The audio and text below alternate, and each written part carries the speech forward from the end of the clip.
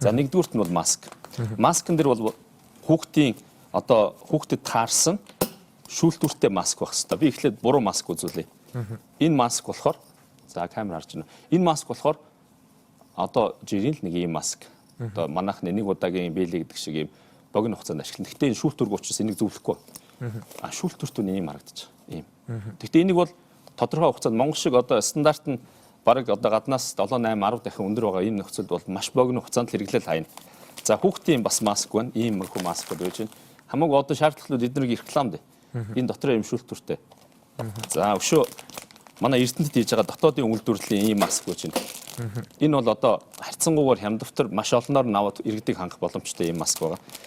За одоо ингээд 20 мянган төгрөгийн үнэтэй ийм ахаад солидог маск байна. Тэгэхээр маскын дээр бол юу ярьж байгаа нэхээр бид нар төгсийг авч хэрэглэх гээд өөрийгөө зовоогоо хэрэггүй. Зүгээр даваа маск битгий зөв энэ хоёрын хооронд аль болох олон иргэнийг бид нар хангаж чадах. Тэр аптект очиод тэр иргэн маань дийлээд авч чадах.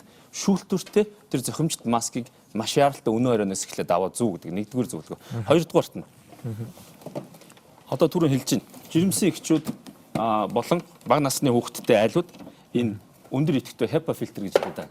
Давхар шүүлтүүртэй. Энэ гаднах шүүлтүүрийг би авчлаа. Энэ бол доторх тэр нөгөө PM2.5 гэдэг байгаа. Нөхөр ийм байх хэвээр. Гэтэл одоо хэрэглэсэн нь ийм байна.